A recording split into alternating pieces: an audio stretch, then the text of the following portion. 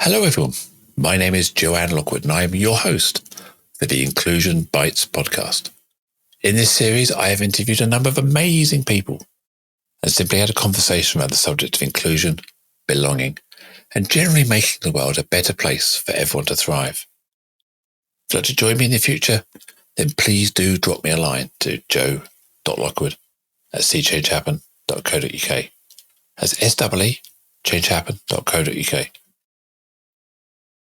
You can catch up with all of the previous shows on iTunes, Spotify, and the usual places. So plug in your headphones, grab a decaf, and let's get going. Today is episode 77 with the title, Breathe. And I have the absolute honour and privilege to welcome Jamie Reed. Jamie describes himself as a vocal coach and vocal health expert.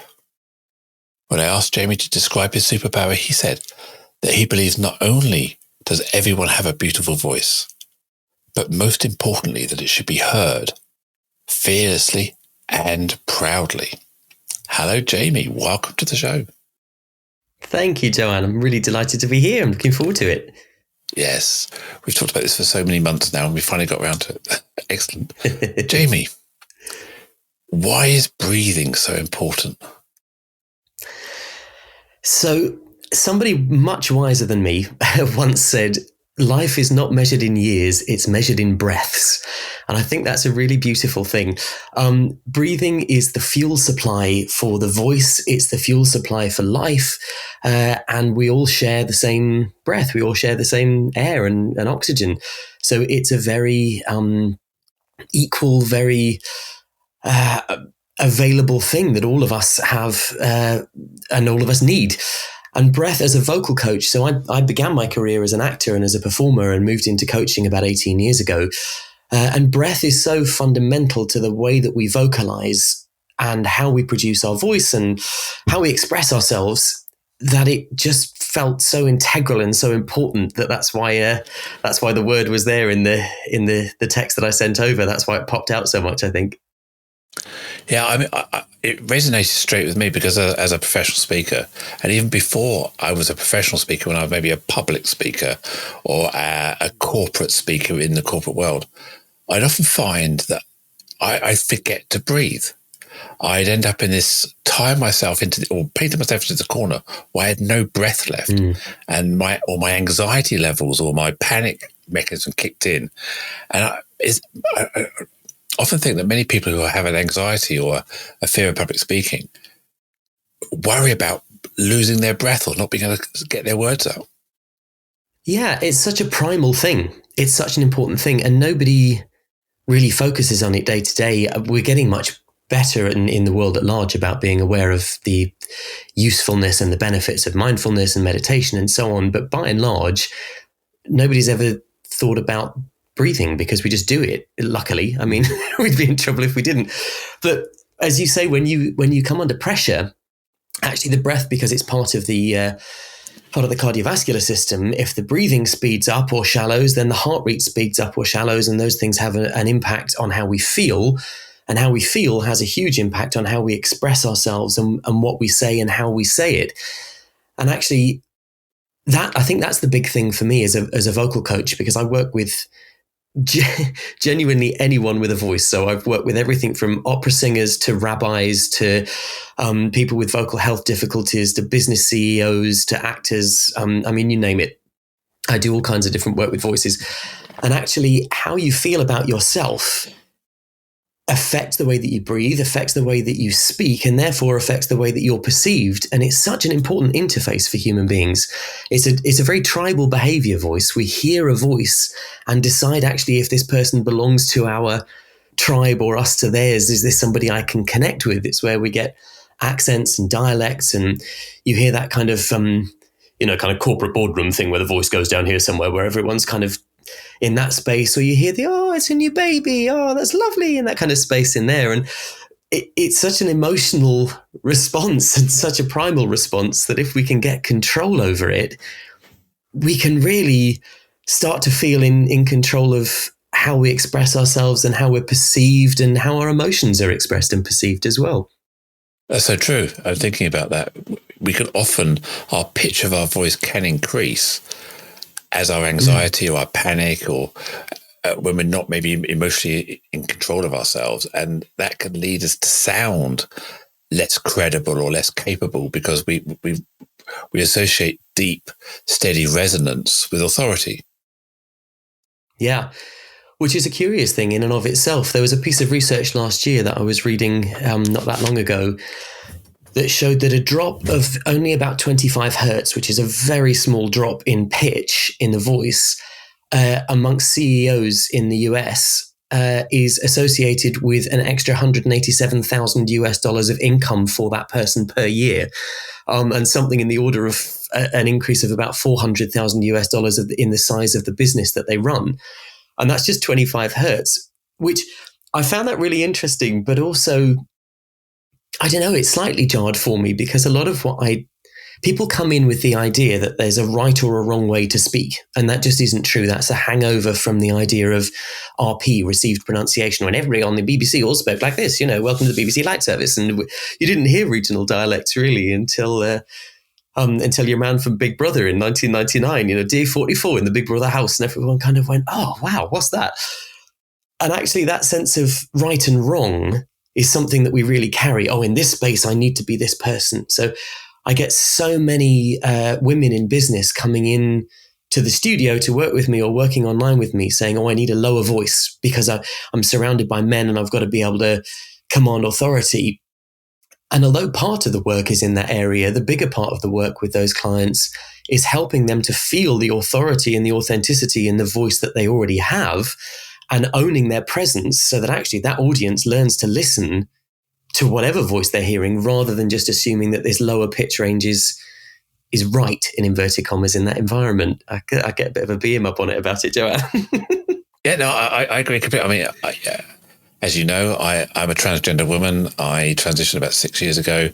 And at the time, I was in this big dilemma about my voice, because, as you said, it's a critical part of one of those primary senses of how we categorize people and put them into a box and assess their worth, or my tribe or not my tribe. Yeah.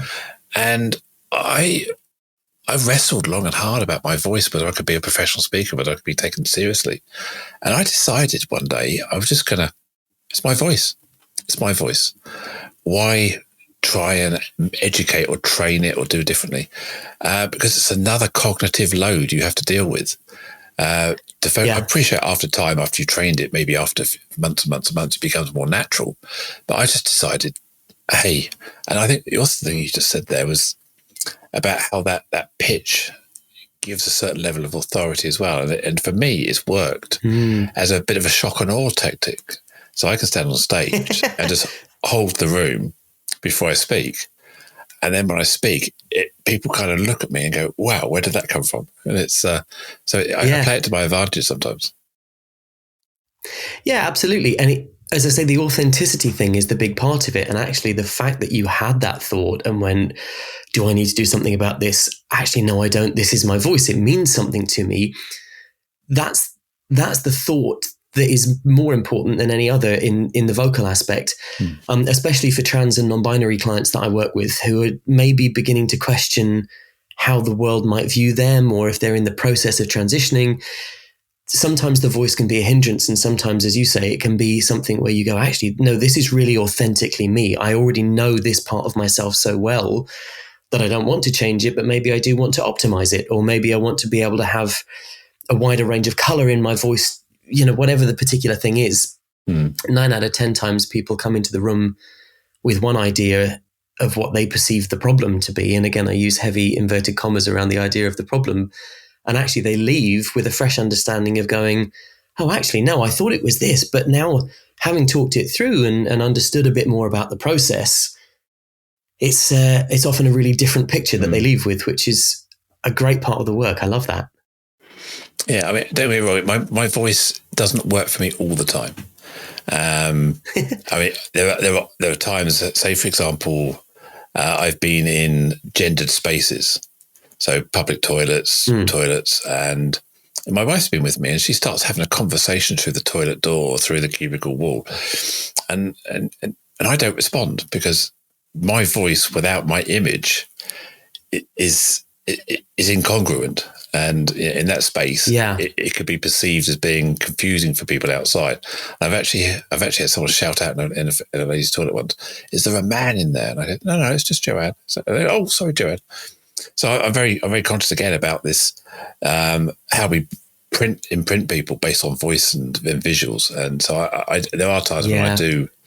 I am very conscious about it in certain spaces. Yeah, I can imagine that. I can appreciate what that would be like, and it is, I think, an experience. The particular experience that you describe, I think, is really specific to the trans community, but also I think there are lots of places where people feel that their voice doesn't represent who they are in some way. You often get the reverse thing, where somebody's it's so common for people to be misgendered on the phone, regardless of whether they're trans or cis or transitioning or non-binary or whatever. Actually, you get that sense of, oh, you didn't understand who I was. You don't know who I am. And that there's a dissonance there that isn't necessarily comfortable. And also, I've been working with a couple of singers recently who are non-binary singers. And it's been really interesting because there's a real conversation that's opened up there that if you wanted to sort of almost point to the science, if you like, and go, well, okay, a traditional cis male voice would have these parameters, a traditional cis female voice would have these parameters. Often trans people are working towards those parameters in some way or understanding which aspects of themselves are represented in one or the other. And for the first non-binary singer that I worked with, who came in saying, not only actually do I want to change the keys of these songs and not be singing male or female rep, but actually singing from a mixture of them, I want to find my non-binary singing voice. And I kind of went, wow, that's really cool. What does that sound like in your head? And they said, actually, I don't know. I don't know what it sounds like. It doesn't sound like anything yet. Let's play together and explore. And it was so lovely to have that opportunity to figure out what we were reaching for. Was it pitch range? Was it timbre? Was it repertoire? Was it a mixture of those things? There's a difference, a statistical difference between the pace and the inflection of the cis female and cis male voices. So was there something in that we were working toward? And even the breath, which again speaks to the inclusion thing and the fact that there are things we don't even notice in inclusion, that oftentimes if a person feels they have the right in a certain circumstance to speak, to be heard, they will breathe more. They literally take up more air in the room because they will breathe more deeply. And that adds to a sense of presence and a sense of command. And we think, oh, right, I'm supposed to listen to this person. Often with public speakers, people have been trained to use their pauses exactly as you just said, actually, where you take that moment to let the room land and be in your presence before you start. And sometimes it works really well. And if people aren't employing it as successfully as they might, then it doesn't. There was a famous speech that I'm going to struggle to remember the beginning of now, but that Tony Blair gave. And Tony Blair was a big pauser. And it was a power pause because there was that sense that if you kind of stop speaking for a moment, people have to lean in and listen. It becomes really frustrating. It's like, oh my God, Tony, get on with it. And when it works well. And when it's overused, it becomes a problem. So that sense of power breathing, taking in the breath, holding the air, holding your presence in a space, and then vocalizing from that, you've automatically taken power and oxygen from other people in the space. So we kind of have to fight for that a little bit. I so remember that type of, as you say, that extra pause.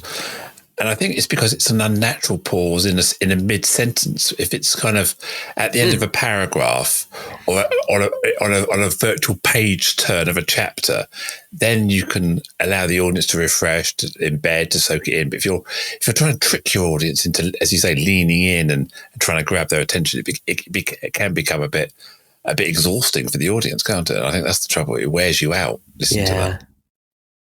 Yeah, you don't want your audience to be working. That's the last thing you need. You want them to be engaged, but not having to work. I should just say, by the way, I'm going to apologize to you and the listeners. I'm currently being buzzed by a helicopter over the top of the studio that I'm speaking to you from. So if there's background rumbling, I apologize. There's something flying very low overhead. We live not far from Goodwood Airport, and we often get light aircraft and helicopters flying over here as well. Yeah, we're on some training route for I think it's RAF Benson. It's where the helicopters were on a training route down here. They buzzed the canal, which is about a 2-minute walk from the house. The big twin prop Chinooks, yeah. Yeah, they fly quite low as well, don't they? Yeah. So there's one of those making a guest appearance.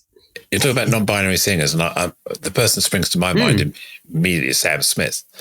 And I find Sam's delivery, because they have such a huge vocal range, the high notes, and they can also bring the depth and the real resonance in there as well. I get drawn in to the song, to the words, because I find they really, really speak to me. And if I wasn't aware of Sam's gender, I wouldn't even care, because the song and the delivery is so powerful. Yeah, I think that's exactly right. And I think Sam Smith is a great example that when you are not attached to what society tells you someone is supposed to sound like, when you can in some way unattach yourself from that, you open up a whole range of possibility in terms of both pitch range, pardon the pun, but also in terms of the manner of delivery, the expectation of how heavy or light the sound is going to be. Excuse me.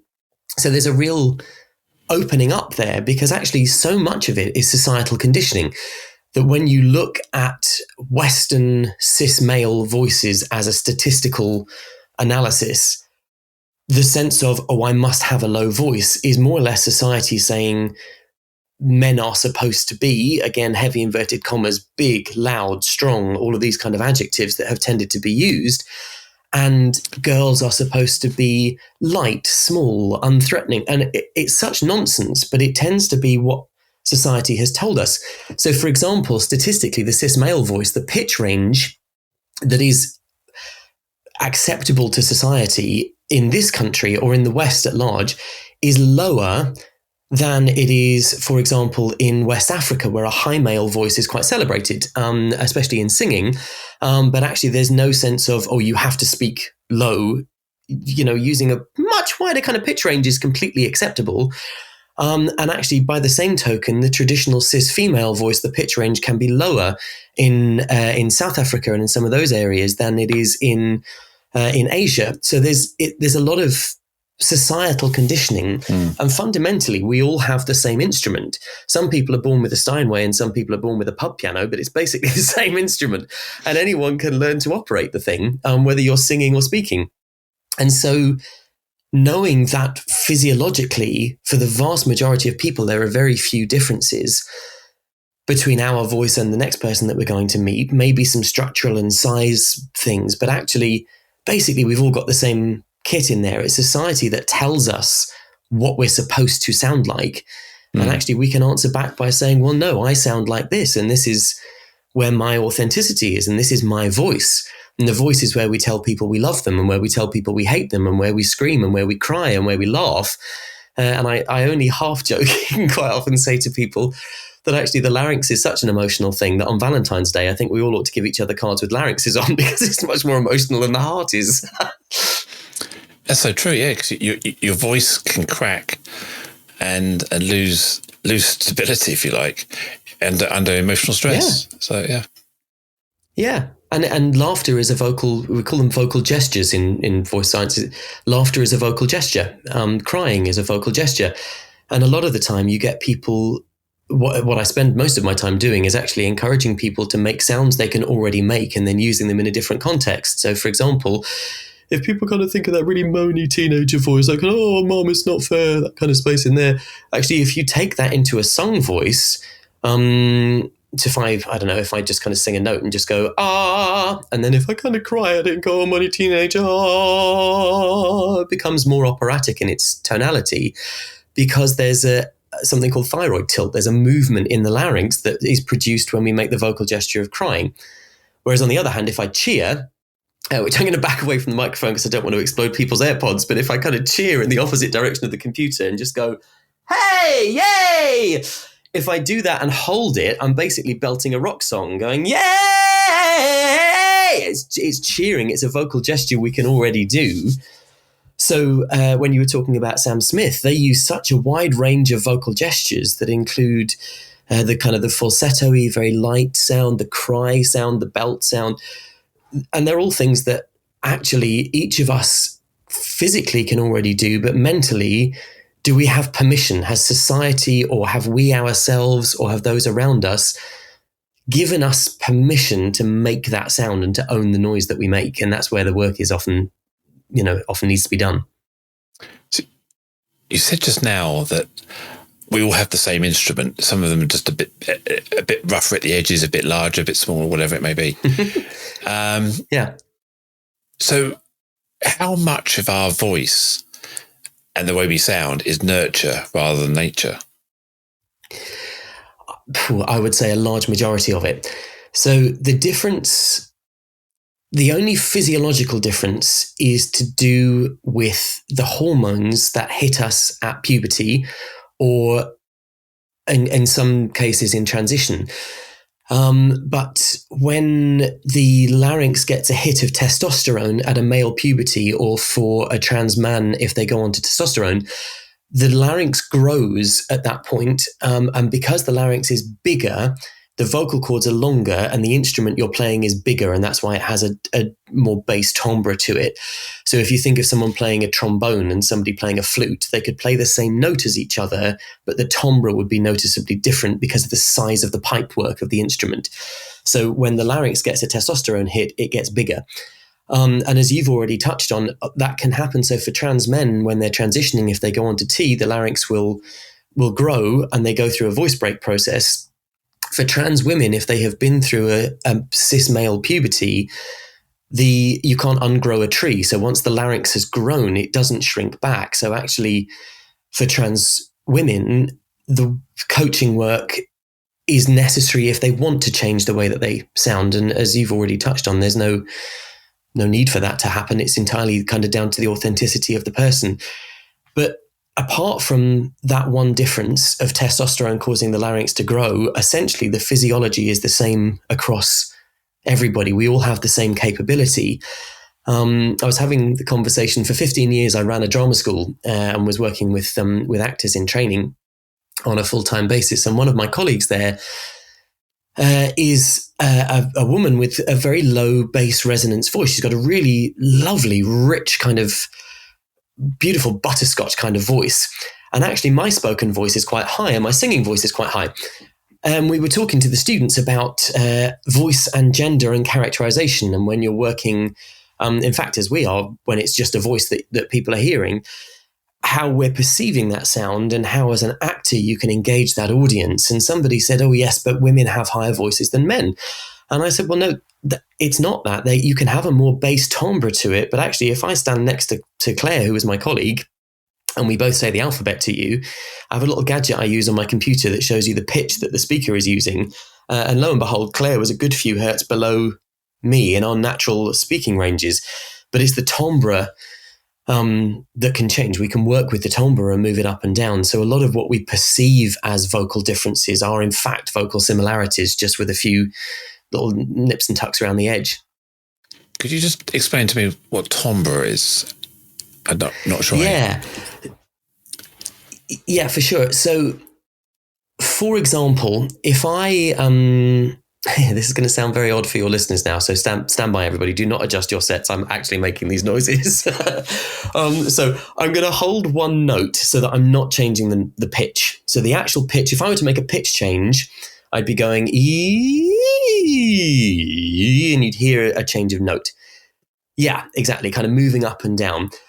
What I'm going to do is hold one note. So if you imagine in your head a graph, the graph is flatlining. There's no undulation in it. E. And then what I'm going to do is change the treble and bass in that sound. So you'll hear a bass frequency and a treble frequency, and I'll move between. So E.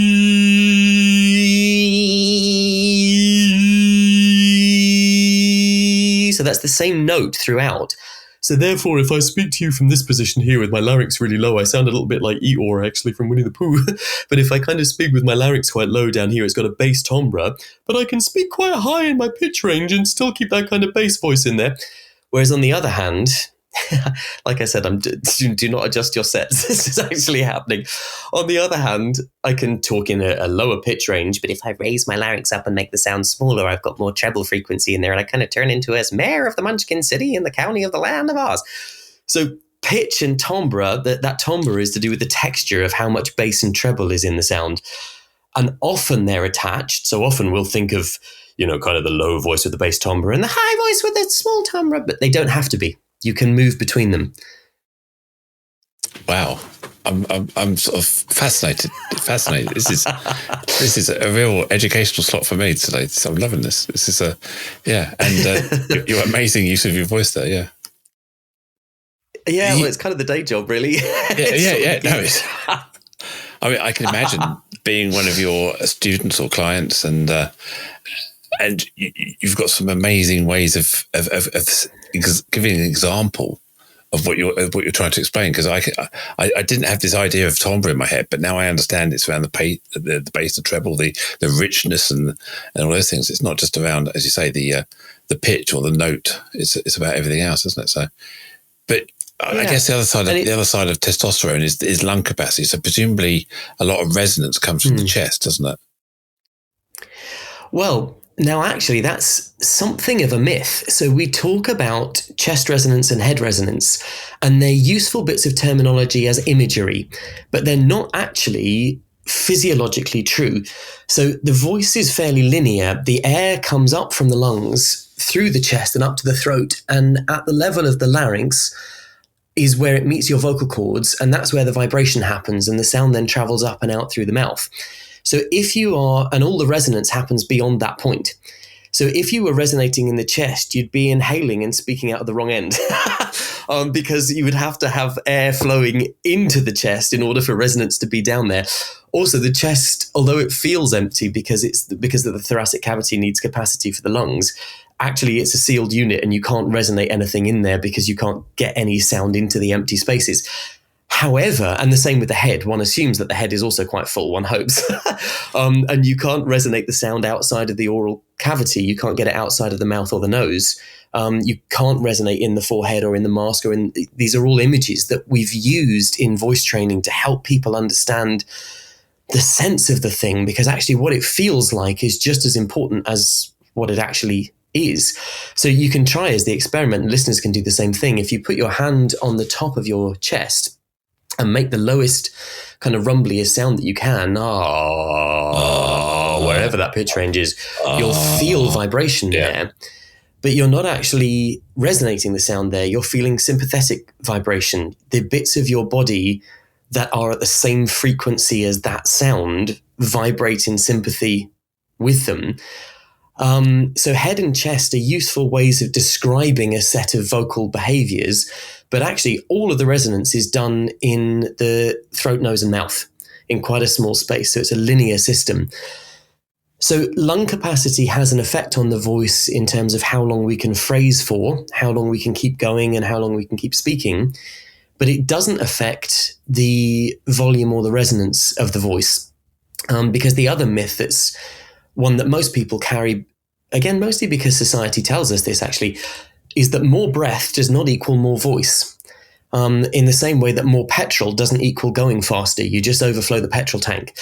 So and you can feel it really easily. So again, another experiment we can all do over the magic of the airwaves is that if you put your hand in front of your mouth and just make a really quiet, breathy sound, or any comfortable pitch, doesn't matter where the pitch is,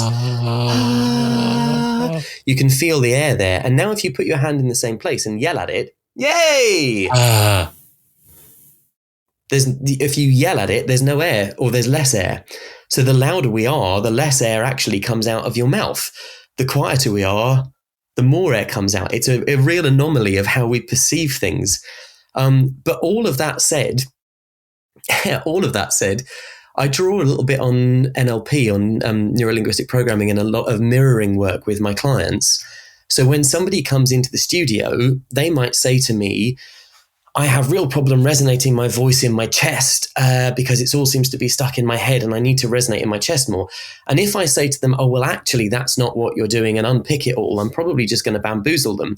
So in my head, I'm going, okay, cool. What we're actually working on is thick vocal folds and a low larynx and what have you. But then I'll give them what they asked for and say, yeah, can you feel that there now? Is that satisfactory for you?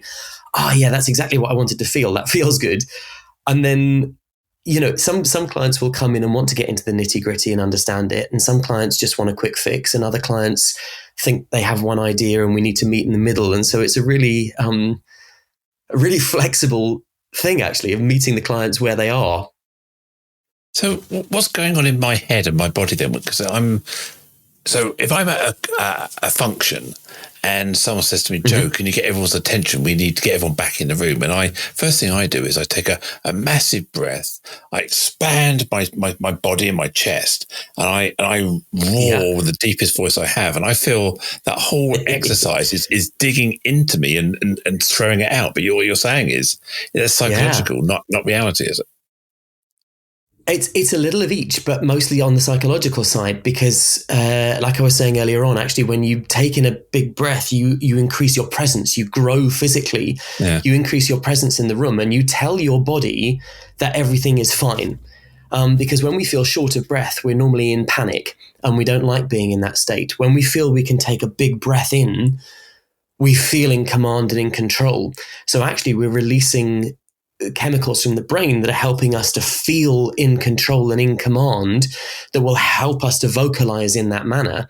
But when you're making that roaring sound, if you put your hand in front of your mouth, you'll find not much of that air is actually coming out. So for the vast majority of people, they lose air by being quiet. So actually, if we think of that kind of whispery sound, leaning in on the mic a little bit and kind of doing the sort of Mariella Frostrop, apodo.co.uk kind of a thing in there. That kind of breathy sound is very inefficient because the fuel of the voice is breath. And so if there's breath leaking through to make it breathy, then actually we've got a fuel leak. Whereas actually, if you're kind of in your Brian Blessed voice in here, you're in a much bigger, more robust vocalization, which means that although there might be lots of air in your body, it's not going anywhere very quickly. You can keep doing that for much longer. So it's about the psychological cue of feeling like you own the space and you have the right to take in that amount of air and produce that amount of sound. And also when we gather the body in that manner, we encourage muscular work in the back, in the lat muscles, and also in the lower abdominal muscles in the pelvic floor that help to stabilize the larynx and the breath mechanism to make the voice optimal. We call that process anchoring. So there is an amount of that going on as well. So taking from that, I should be able to create the same impact and presence with a relaxed posture and believing that just by making my voice loud without puffing myself up, it should have the same effect. Yeah, absolutely. Because if you think about the times in nature, because that's what it always comes back to, is actually what were we designed to do with the vocal gestures. So if you think of somebody walking along the high street, they've got their earphones in, they're on Snapchat, and they're about to walk in front of the number 17 bus. You don't have time to stand there, take a big deep inhale, present your body and go, stop, because that sucker's smush. They're gone. They're out of there, right? In that moment, you've got to take a short, sharp breath. Stop, look out. Sorry, I'm deafening you'll have to do a bit of mixing on this one. But you take a short, sharp gasp to power the voice into that energetic vocalization. Whereas actually when you're going to cry, when something's really sad, we take that really low, slow kind of breath. And that's a slower, lower place because it's going to use more air to do it. So it's always coming back to naturally, what does the body do in similar circumstances? If I were wandering about in a swamp wearing a skin and carrying a club, what would my voice do in this set of circumstances? And that normally tells us what to do. I think that's a sort of a blueprint for life, actually, quite often, is what does our instinct tell us to do in this moment? So the whole posturing, the puffing up, the presence is around making ourselves, as you say, drawing breath in. And when we take breath in, we create a kind of a presence around us that people then see that authority, if you like, from that presence. So that's what we're really doing, is creating that listen to me, everybody stance. Yeah, exactly. And allowing ourselves to feel that, to be in our presence and go, I'm feeling strong. I deserve to make this sound. And the physical strength and the breath often go together, but they don't have to. If you think of a great political speaker or a rock and roll singer, somebody who uses their voice quite loudly and confidently, they're usually really physical with what they're doing. They gesture the sound. And actually, even me saying those words there for your listeners, because obviously we can see each other on the link that we're on, but for the listeners, if I punch the air as I speak, you hear that energy in the sound. So we use our physicality to engage the muscles that support the voice, but I can kind of create the same effect without doing it. It's just less, you feel more riled up about it. You see the rock singer thrashing into the guitar or hanging onto the mic. That's that anchoring idea of the body feeling physically strong and giving us permission to hit these sounds. Whereas when we're feeling not in our power, not in our presence, when we're feeling under threat, we get physically smaller and the breath becomes weaker and shallower, and the voice will therefore follow suit. Now I can kind of hold a posture like a kind of strong man. I can still speak in a really kind of quiet voice, but it feels odd to do. It looks probably quite odd as well. But if I kind of shrink my posture and allow myself to kind of come into a smaller space, it feeds the psychology of what the voice is doing.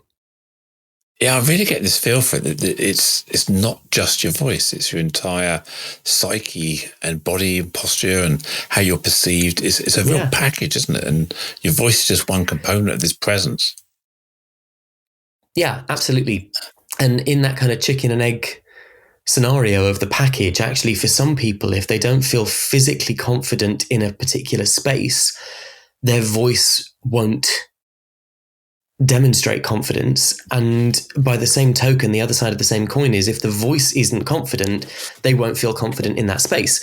So there's a whole kind of chicken and egg thing there with speakers. And that's not just professional speakers and singers, which I've referenced a lot in this kind of conversation, but actually for people just at work who use the phone a lot or on Zoom a lot, and they're using their voice professionally without realizing it, because no one's saying, oh, you're a professional speaker.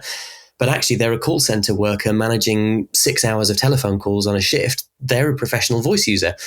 And if they are not feeling confident about what their voice is going to do, they won't feel confident in the space that they're in, whether that's the work environment or their physical body.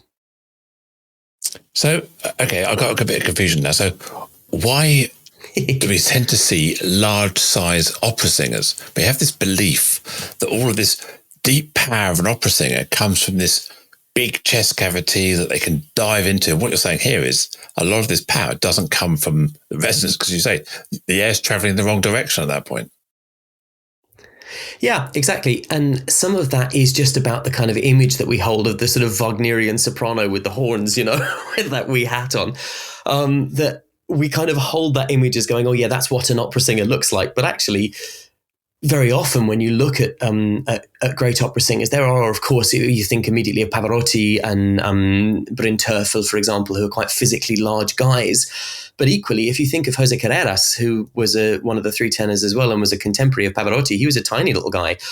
If you think of some of the contemporary opera singers now, Elizabeth Llewellyn and Pamela Hay, they're small-built, slight people, because the power of the voice is not in the size of the instrument, it's in the resonance. And the reason why opera singers train for so many years is because actually they're going into, it's like hearing in 3 dimensions. They're going into incredible detail about the resonance of the voice. That, for example, we talked about that sympathetic resonance before, the fact that one part of the body vibrates in sympathy with another. The most audible frequency for human ears is give or take 2,800 hertz, somewhere between 2,800 and 3,000 hertz. And that's the frequency of baby cry, which is an evolutionary advantage because it sits at a point that it's audible above anything else. But actually, if we emulate that sound as an adult, we finish up with a voice that's like this, which is really annoying. And the reason the voice is so annoying, when you hear that person on a bus and you're like, I need to find where that person is and stop them. The reason we have that sensation is because it sits at the frequency that blocks out every other thought we're trying to have, because from an evolutionary basis, it allows us to hear this baby cry. So opera singers and performers in general have often learned to use this resonant frequency at 2,800 hertz, because at that frequency, the space above the larynx that you're resonating in is about 1 centimeter wide by 3 centimeters long, which is roughly the same size as your ear canal. So you're getting sympathetic resonance in the ear canal of the audience. So they're not louder than the orchestra they're singing over with no microphone. They're more hearable. They're putting on a vocal high-vis jacket and sitting at a frequency that's just a bit jazzier for our ears. So that when we talk about projecting the voice, that's what we're doing. We're actually, again, it's the perception versus actually what we're doing. We think if I kind of go into into my sort of Brynterfel voice down here somewhere, that kind of resonance in there, the resonance comes from a narrowing and creating a really small space in the throat. But we think of it as being a really big space because it's a louder sound.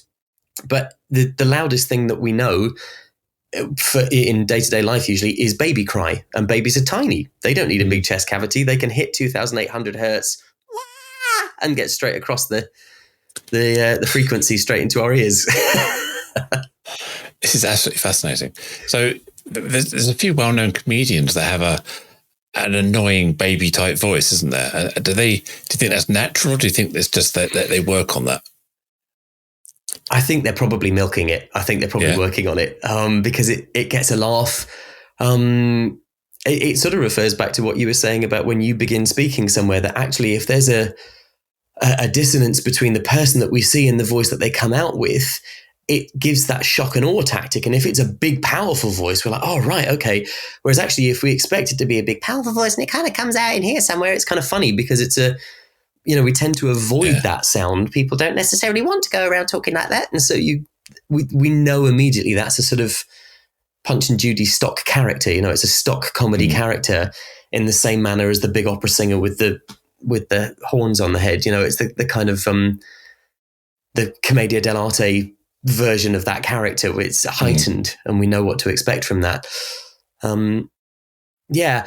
And the say that just led me on to another thought, Joanne, which was this, that quite often there's an emotional response to a voice that we're not aware of, where when we hear that voice, we instinctively know that it's funny because actually when we laugh, the larynx often rises up there in that kind of, so if I kind of speak in this place, it makes us, we want to join in with what we're hearing and it makes us laugh when we do it. So there's such a thing as vocal body language, that actually we adopt the physical postures in the body and the breath of the voices that we're hearing in order to understand how they feel. So if someone rings up and goes, "Hey, Joanne, how are you? You all right?" Chances are you'll go, "Yeah, I'm fine. Yeah, we vocally mirror them, because partly that's making them feel comfortable, but more importantly, it's allowing us to register the emotion that they are feeling by physically experiencing what that emotion feels like. By the same token, "Hey, oh my God, guess what? What? I don't know what happened." We join in with that energy to the point where it's so embedded in us that one of the primary ways we understand how other people feel is not just by listening to them, but also by mirroring muscularly what that person is doing to try on their voice. So if you hear someone pretend to cry, you understand intellectually that it's sad, but you don't feel sad. If you hear someone actually cry, your voice joins in with those gestures and you feel sad. The same with laughter, the same with cheering, whatever the vocal gesture is. There's the famous bit in the musical Les Miserables where the main character, Jean Valjean, sings a song called The Prayer. People generally know as Bring Him Home. And it's high, it's in this sort of light falsetto place, which you can do just in a pure falsetto. So if I'm going to sing a couple of bars only and just go, "God on high, hear my prayer." So it's light and falsetto-y, but actually it's really sad and he's pleading. So if I take that sound and if I take a moment to set up the sensation of crying in my breath and my voice, and then I sing it, "God on high, hear my prayer," we have a slightly different emotional response as an audience, because we sense that this person is sad, even through the music. And so we make that emotional connection through the voice as well. I'm sat here in awe. This is an absolutely incredible conversation. Another thing that's going through my head right now is you talked about we mirror, and you talked about someone comes in bouncy and happy, we tend to mirror that bouncy. So is that what's happening when we hear maybe a strong regional accent or something? Because I've got a friend who comes from Todmorden in Yorkshire, and he always comes in and says, "How you doing? You're all right. You're all right. How you doing? You're all right." And everybody who greets him will always say, "Hiya. How you doing? You're all right." And it's like, why doesn't he mirror us? But we always end up mirroring him. Yeah, it is. It's dialects are a really interesting one, and accents in particular. Just the whole field of that is something that really fascinates me, because all of us are aware that we have slightly different voices for different scenarios usually. So we have our kind of, I'm speaking to the mum on the phone voice, which might be different than I'm out with the girls for a night voice, that, that we have these slightly different vocal behaviors. And dialect, when you've got a strong regional dialect, you've either got a person who's got a strong identity that comes with that, or someone who has got the flip side of it and has got outsider imposter syndrome in the environment they're in. So it depends on how that person is psychologically feeling in that moment. Can I come into this space and proper own it and be myself and everyone will join in and that'll be great? Or actually, am I arriving here and everybody talks like this and it's all, in Islington? You need to build a face with that as well, Islington. Sorry, Islington people. So if you're kind of in that place, then suddenly you find that the accent slightly starts to die away and you just get occasional moments of it, because we're trying to figure out whose tribe is dominant, and that's to do with the psychology of actually in that moment who's the person in the room who's presenting the most confidence. And I'm absolutely terrible for just taking on the accents of the people around me, because I'm so used to doing it. Firstly, as an actor years ago, it was something that I found that I was quite good at. And actually, I'm bilingual. I speak German as well as English. And I think growing up with two languages meant that my ear is quite attuned to what we call prosody, which is the musicality of speech. So each of us is musical. I'm going to just say one sentence on this because I go off on a tangent otherwise, but there's no such thing as people who can't sing. There's just people who haven't sung yet. That's a whole other conversation.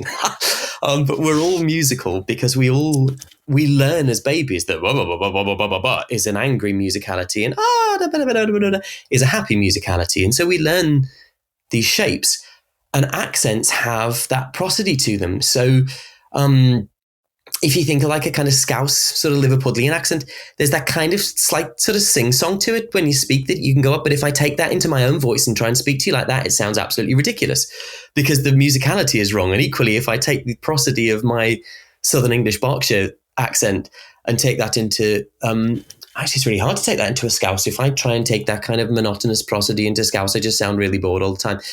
So you've got to find where that sort of, where the dominance is in the room and what musicality you're matching with the other people around you.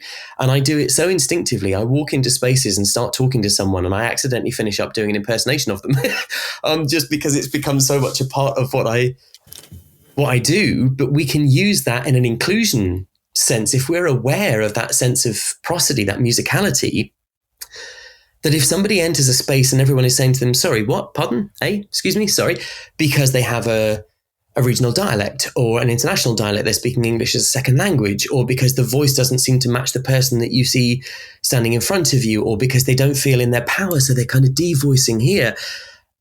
Those are things that from an inclusion point of view are really important actually to allow people not only to understand what they can do with their voice, but also communication is two-way. There's no point learning how to make sound if you don't learn how to listen to it as well. So what is happening in the acoustic landscape of the workspace that you are in, or the family life that you're in, or the friendship group that you're in, that is being inclusive or exclusive of certain people? And vocal exclusion is a really genuine thing that people experience. Yeah, I was going to ask you this. So there are many studies that show regional accents can introduce a whole lot of bias based on candidate suitability, intelligence, capability, all these things. So is it a learned thing? So the Scouse accent, because we associate people from Liverpool or that area as being stereotypically, I don't want to get into the stereotypes we can have from Scouse people, but do we associate the stereotypes we have from Scouse people with the accent, or does the accent create a distrust in us? Which is it, chicken and egg there? It's in my opinion, in terms of the research that is out there, it's very much a deeply ingrained societal bias against the accents. And it really comes from the time of the beginning of recorded media. So as soon as we start getting the radio, and the radio is being broadcast from London, and we have RP, received pronunciation. So as I said before, you kind of get this terribly BBC voice with everyone wearing their tuxedos on a Friday night. That's what we start to hear. And we get the idea of the Queen's English, the King's English. There's a correct way of speaking. And actually, these things are not true. But as soon as you get mass media, we can start to put out the message that this is what people are supposed to sound like. And because so RP as a dialect, received pronunciation, is a non-geographic dialect. People use RP all over the country. It doesn't belong to a region. It belongs to a sense of a bygone era where class was a thing that you could refer to and would have a certain vocal sound. So the idea of the upper classes, in those heavy inverted commas again, of having this particular way of speaking that was better than everybody else, which of course it isn't, but that didn't belong to a geography. So you then immediately, in whatever place you're in, if you're in, I don't know, Devon, I was talking to somebody from Devon on a call this morning, that actually you've got somebody there who's the Lord of the Manor who speaks in this way, and somebody else there who's got a kind of more relaxed Devonshire accent. There's a them and us. There's the Lord of the Manor and the serfs kind of thing that is just so wrong, but so ingrained in us that, even if you say to people who would consider themselves, not biased in any way, that would consider themselves working class, that would consider themselves open to all sorts of different things, if you said to them, can you imagine a time where the Prime Minister would have a Brummie accent? Most of them would instinctively chuckle at that and go, well, no, you couldn't do that. Well, why not? Why couldn't you? But we have this ingrained bias that the comedy characters are the regional dialects and the serious people are not. And that's a real issue, actually. It's a real problem. And it's something that since mass media at the beginning of the 2000s has become much more inclusive of regional dialect and different voices in general, there is now a sense that maybe we'll eventually start to push back on this. But it includes things like speech impediment, like learning disability and physical disability that have an impairment on the voice, and of course gender as well. Yeah, it's again another reason I opted not to do anything about my voice, because I have a kind of a Hampshire home counties type voice. People say I have like a nighttime radio voice. If I'm easy to listen to, I thought, well, if I mess with it, I might mess with something that is important and that people resonate with. And yeah. I'm also aware that people have told me my voice is very distinctive, and they can pick my voice out as a unique person more than maybe I could about other people. Because I was speaking to someone and they phoned me up and said, I've just seen you on television, and they live in Sweden. And I took part in a TV documentary some years ago, and they were broadcasting that TV documentary in English in Sweden. And they were in the kitchen, and they went, hang on a minute, that's my friend Joanne. And they ran into the lounge, and there I was on telly. So I'm also aware that we have this voice print of people, don't we? So we do, as well as the visual cues or the other cues, the subtle stuff, that voice print is also very strong. Yeah, it is. And that's a really nice way of putting it, actually, the idea of a voice print, that we have that sense of who we are so embedded in the way that the voice works that, as you say, people can pick us out of a crowd. Often people can pick out an imposter, if you like, with a particular regional dialect. I know I'm doing sort of various cod dialects during the course of the interview, but people can pick out the imposter. And sometimes the otherness can be beneficial. So I spent 10 months living in the US when I was working out there on a show.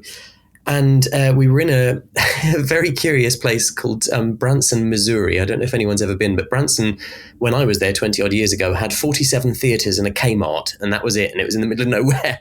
And Dolly Parton was there, and the Osmonds were there, and Andy Williams, God rest him, was there. And they all had these theatres that they did their shows and they bussed the tourists in, and you all watched 7 shows in a day and all got bussed home again. So at nighttime, you just had actors and tumbleweed, really. And I remember going down to the supermarket, and every week I went down there, I'd meet someone at the checkout, that'd be so, so thank you very much. I'd just have a conversation with them. Oh my God, are you from England? Where are you from? And it would become a conversation, and it was really lovely and it was very warm. But then after a while, I was like, I just want my shopping. So when I was in the supermarket, I'd work in a North American dialect that wasn't specific to the area that they were in. So I couldn't be caught out on the little specifics of it. So I was working in a slightly different dialect, but it just meant that I could get through the supermarket quicker. So it kind of became I was avoiding my voice print in order to get through the supermarket quicker. But by the same token, it was used years ago when I was a child. I was at a stage school as a kid. And I filmed a commercial in the States back in the 80s for biscuits out there, or cookies, called Fruit Newtons. And they specifically wanted a British kid on the advert because this was in the days before streaming and what have you. And when the commercial breaks came on, people got up to make a cup of coffee, and they knew if they heard a British accent, people would come back in to see what was on the TV, because the Americans generally love the British accent. And so they hired a British kid to do the commercial, and they made it as cod British as possible. I was lying in a bed wearing silk pajamas with a suit of armor on either side, which was ridiculous.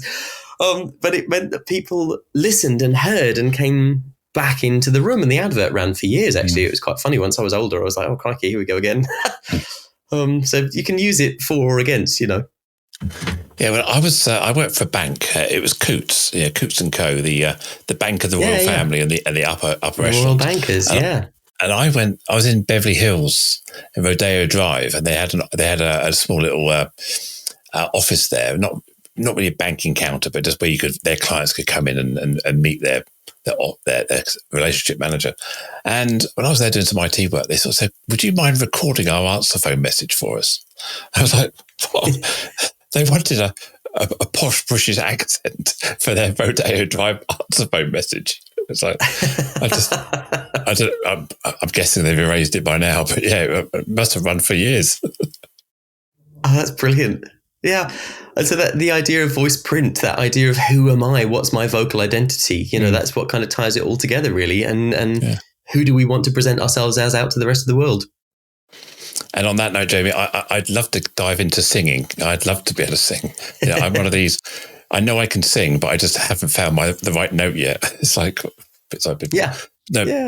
amazing. Honestly, that was a truly, truly entertaining and inspirational conversation we just had. So how can people get hold of you? Because I'm sure everybody wants to find out more. So I'm prolific across most social media. I encourage people, if you're listening to the podcast, come and connect with me on LinkedIn. I'm often on there. My LinkedIn profile is just the normal linkedin.com/ and then it's Jamie-Reed-voice. So really easy to find, Jamie Reed Voice. I'm also on Instagram and on Facebook and on Twitter, and quite active on social media channels. And I just kind of love having a chat to people about where they are.